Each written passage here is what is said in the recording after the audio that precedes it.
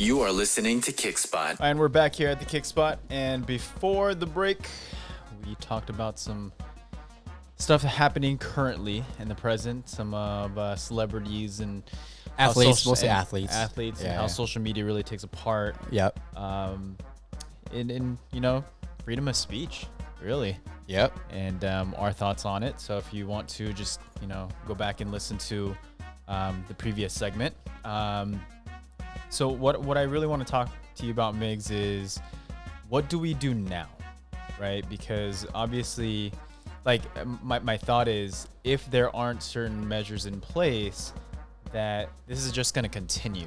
Like I brought up, when I lived in St. Louis, Michael Brown will always be engraved.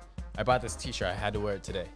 It's like stand up, Ferguson. For Ferguson, right? And when I bring that up, when I moved back to LA and I brought up, I lived there during Michael Brown. I bring that up because it was a harsh reality, and there was a lot of racism that was happening during that time. Afterwards, after that happened, Trump was running for office as well too. So the racism out there was even more heavy, right? Mm-hmm. But I bring that up in LA, and people are like, Michael who? Mm-hmm. And I'm like, man, there's such. I mean, it's been about 5 years now since. Is that just when you bring it up? Did you only bring it up to a certain demographic, or did you like how often were you bringing it up?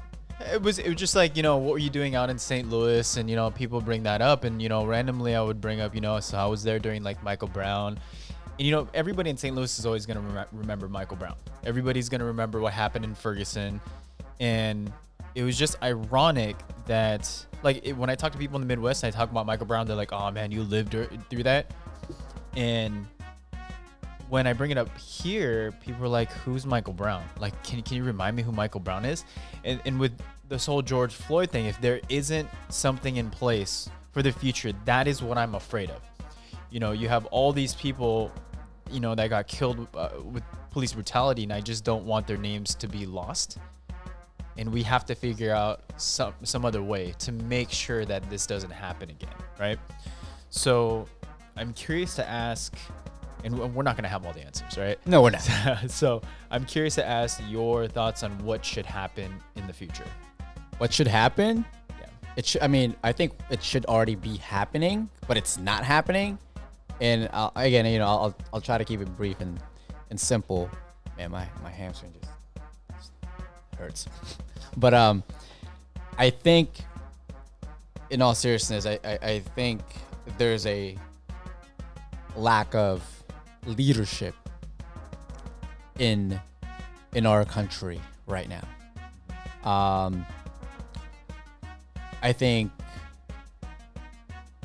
I just feel like President Trump should be doing a lot more voicing his support for the black community and really being an advocate to bringing some sort of political reform and justice to what has happened in the recent events with George Floyd, Ahmaud Arbery, Breonna Taylor. It just doesn't seem like he's very supportive in these issues. He cares more about his re-election at this point. And again, to the listeners out there, this is my opinion, right? This is my thoughts in my head. This is how I see certain things. I just feel like he's more concerned about his re-election and how the economy is doing. Again, if it has something to do with helping my stocks, I'll be more than happy to listen to President Trump. Yeah. So what do you think should be done? What is your take? Like, do you want new political leaders? Do you because that's what I'm taking it right now, is that you want new political leaders to take in place. I just want new leaders I just want new leaders that will finally change something in the justice system of the United States of America on how, we're viewing people just based on the color of their skin or their presumed ethnicity. Do you think that former President Obama, when he was there, that changed? I think he tried to bring the change, you know? I mean, because police brutality was still going on. So of course, police brutality was still going go on. So even just having, like, my thought is, like, even with a new politician in place, like, I don't think that would really solve, like, the future. And like I said, I don't really know the answer. You have the mayor of LA, Mayor Garcetti, allocating the LAPD budget, offering $150 million to, like, low-income communities, right? And I still think that's not going to help, right? It's a good start. It's a good intent. It was like when the stimulus package was sent out. It was like, hey, I'm just going to send out the stimulus package immediately without thinking about the repercussions of what's really going to happen. But I just don't think $150 million out of from an actual $3 billion budget, the LAPD gets $3 billion. So and how much does it go to LAPD? $3 billion is to LAPD, and 150. He's going to cut the budget 150 million to low-income communities. Okay. So it's just like, if you look at it from that perspective, a very small percentage will get funded into the low-income communities, but still brings up my point earlier about disparity. Yeah, it just still doesn't seem like it's enough. So I guess that was my question, was like, knowing that the mayor is also trying to take a part in that, I still don't think is enough. But is there anything else that should happen? Yeah, I think we need to really start educating from kindergarten, or even possibly even before that, more history of segregation, discrimination, racism, and really bringing light. And so kids in the future and now can start thinking about what changes could possibly we make, right? Because one of the changes when President Obama was, in office, was the formation of Black Lives Matter. Black Lives Matter was formed when President Obama was in office, right? And again, that's, you asked me that earlier. That's the first step, right? They brought in more awareness to what's been happening. But even again, President Obama only has X amount of time to really change certain things. And then another person came in, right? Unfortunately. Yeah. And that person, unfortunately, I get it. He's handling two certain things right now, right? President Donald Trump is handling COVID and handling racism in America. Two tough issues to deal with. Well, the COVID thing, also racism towards Trump against Asian people. So, did he do anything about that? They correlate together, in my opinion. Exactly. With racism. Right. So our people, right? Like Filipinos, Asians, right? We were bashed because they thought that we, just because we looked a certain way, they thought that we were carrying the virus. There were a lot of beatings, towards Asians, Again, I can't compare that to our African American, community and what they've gone through for ages, for 400 years, right? And my point is, if you ask me what needs to be done, I think, to me, if I'm going to keep it very simple, I can't come up with policies and I can't come up with actual radical solutions. However, I think education and just leadership and leaders really bringing into effect policies that would change the Justice Department, right? Defunding, you're saying defunding the police department, right? LAPD, because they're getting paid $3 billion. So yeah, the $150 million, it gets allocated towards the low-income communities. How would you disperse that, and what would you do to make sure that this doesn't happen? I would disperse it into schooling, I would make sure that poor neighborhoods, get most of that in order, use it to create more businesses for those individuals. Unfortunately, the United States of America has created this thing called redlining, right? Where they've segregated a certain part of a community because they're poor, right? So, investing into more of those, putting more money, but 150 million doesn't seem like a lot, bro. Yeah. Here is my take on it.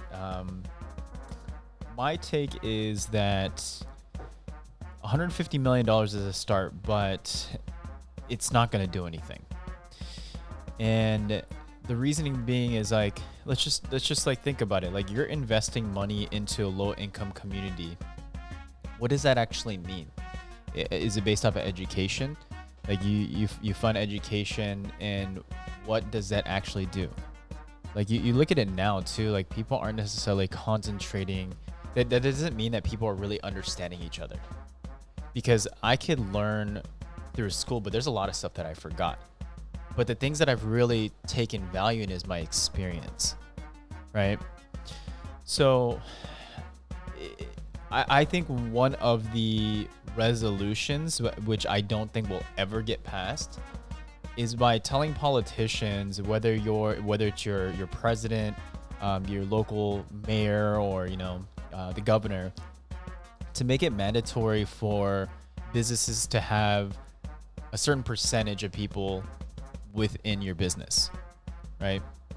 So let's say that I'm an all-white business, to make sure that there's a certain percentage allocated towards the Black community, a certain percentage for Asians, a certain percentage for Latinos. And that obviously is going to be hard, because it's like, what if you can't find those people? But if you were to get somebody within the same resume, one that's Black and one that's white, typically you're going to go for the person that's white, right? If you're white, you're looking at it.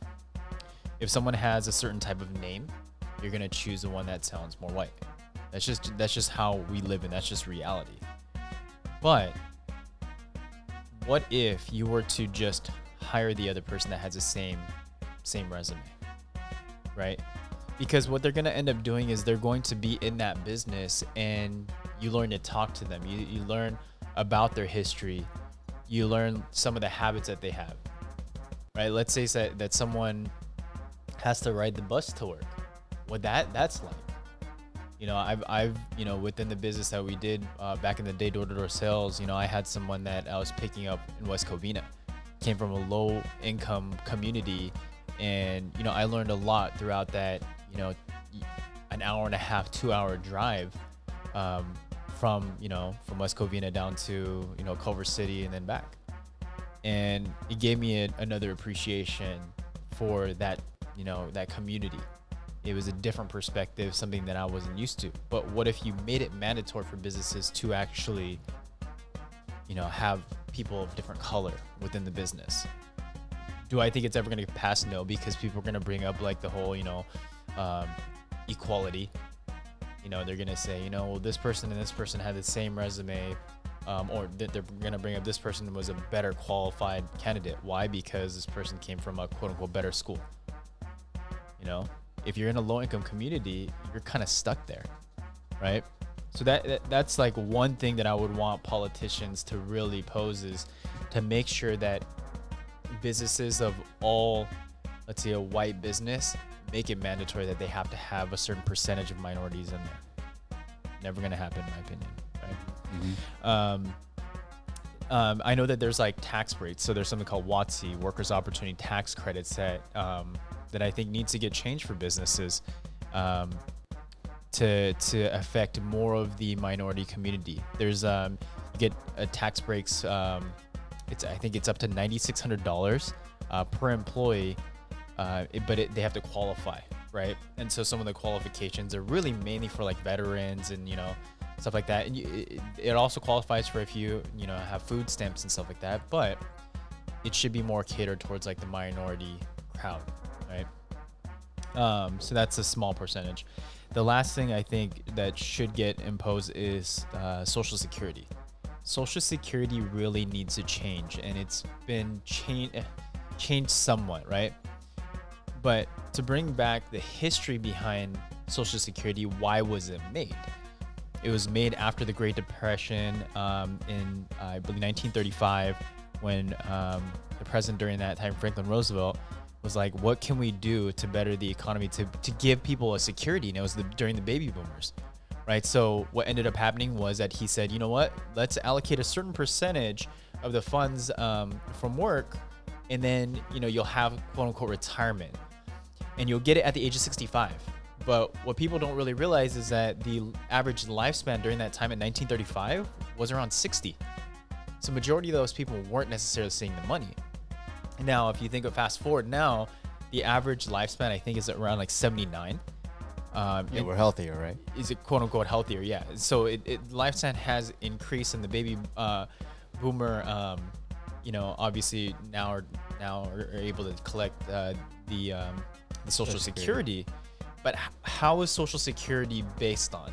It's based on your work, right? How much money that you are making during that time. Now, if you're in a low income community, the probability of you making a lot less money than somebody that's white, you already gave the statistic, right? What was that? 41,000 for an average black family. Is that what it was? That's the median income. That's a median, right? So just imagine how much money a black community is actually making, and then once they retire, the Social Security is a lot lower than somebody that's retiring in a white family. Yeah, so they stay in those poor neighborhoods. So they stay there and they're stuck there. And so if a politician is really listening, they need to change how Social Security is really allocated. And I don't think a lot of people really look at that. People always say, well, there's not enough money in Social Security, and it is what it is. But the low income communities aren't necessarily reaping the benefits of something that's supposed to make them retire. There's some of them are actually living below the poverty line because they weren't given an opportunity to make a lot more money. So I'm very, very like, it just irritates me that the people that are running aren't necessarily looking at these policies. And something needs to change. $150 million in a low-income community is a start. It's not the end of all means. It's just a start. But hopefully they have some smart people that they're partnering up within the community to really guide them on the history, on how to move forward, right? And you know what? And I completely agree with that. And that's, I think, the beauty of what we're doing is you and I, you know, as besties are able to just talk about this thing. And you know, the thing is, it's like, this is the stuff that we talk about in the car when we're driving somewhere, we're about to go to lock and key. Like, this is stuff we actually talk about, you know, before we turn up, you know. But it's one of those things where I just love the fact that we're able to do this, and, you know, we're able to kind of give our 2 cents, and we're not afraid to give our 2 cents, you know, which is very refreshing. Because to be honest, I don't really care what people think regarding our stuff, you know, because these are our thoughts, you know. And also, one of the things, you know, and I'm going to bring it back to the first thing I said during the show was we wanted to bring more awareness, because the world that we live in right now, unfortunately, if I was to raise a kid, I would be scared as hell right now to know that this is possibly what they could see when they step out of the house, right? So the best thing for me is we need to keep educating all the powerful voices out there. You need to speak up, right? Some are speaking up, right? People need to speak up more, you know? And when you mean speak up too, like, for me, I don't care if you view our thoughts as the opposite perspective.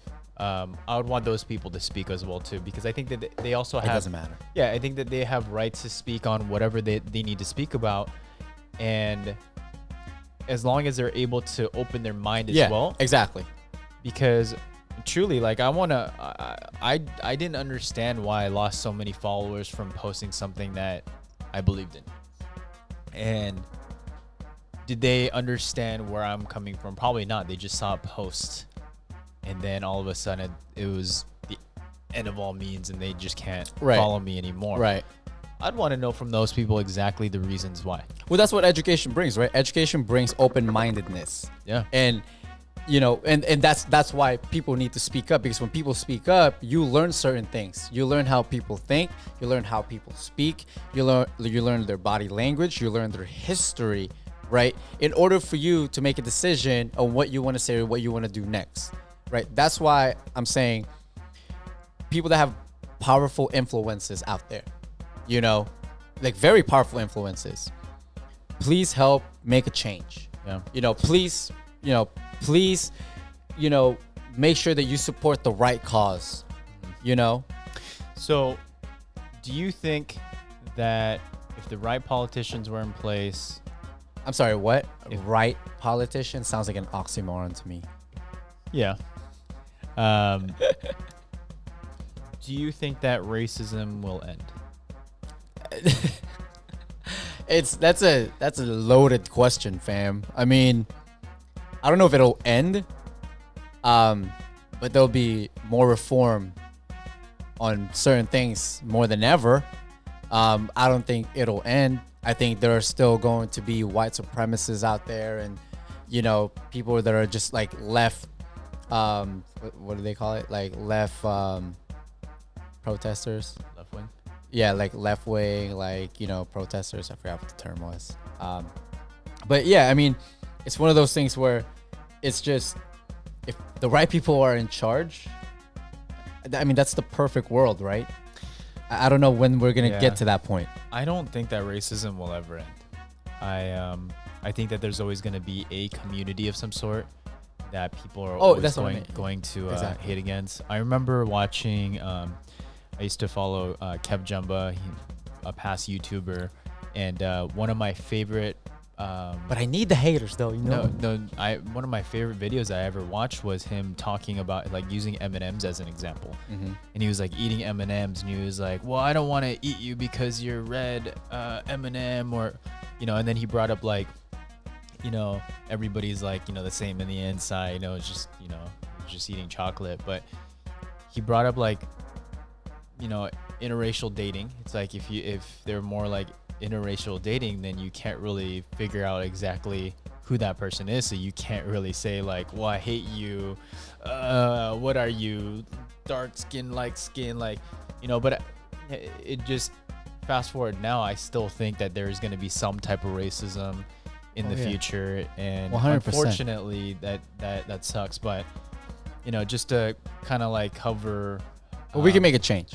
Yeah, I was gonna say just for everybody that's listening or even watching, I think the overall message is really just to open your mind and really just to educate yourself. In the future, I don't believe that racism is ever going to end, but just be aware of what is going on, the surroundings, and don't be ignorant to the fact that like you're just living your life the way that you want to live it. People, and you never know how much of an influence that other people are going to have around you, or how much influence you have individually. Yeah, you just don't know how big your voice is. Yeah, and how we could all grow together. But just please be aware, because the future within like even the millennial generation, the Gen X or the Gen Zs like coming up, like you guys also have a voice, and as long as it's used to good use, our world without politicians could be in a better position. So that's just my 2 cents there. 100%, sir. 100. Yeah, so we're just gonna end this segment. Obviously, our condolences to George Floyd and his entire family, and everybody that's been impacted. Yeah, even the people that didn't necessarily get the media coverage, and police brutality is happening in your communities. Condolences to everybody there, and hopefully that we can all move forward and figure out some type of solution. And if you guys have any comments or things that you disagree on, feel free to message us on our Instagram. Jinu will answer. Yeah, yeah, one of us will answer. But our Instagram is _Kickspot. We're also here at the radio station 106.3 FM, HD2 Santa Ana. We're also on Spotify and all these, online streaming platforms, as well as our YouTube. It's called Kickspot, obviously. But yeah, just feel free to message us. Let us know what your thoughts are. Let us know your concerns. Let us know that you disagree with us, and we're Or agree with us. or agree with us. Yeah, we're obviously open-minded, and you never know. Maybe you'll come on the show here and you can express exactly what you want to express. And, Exactly. That would be a great show to have for everybody to learn your perspective. So ELE. What does that mean? ELE. everybody love everybody. That's right, baby. All right, have a great day, everybody. Laters. Thank you for listening to Kickspot.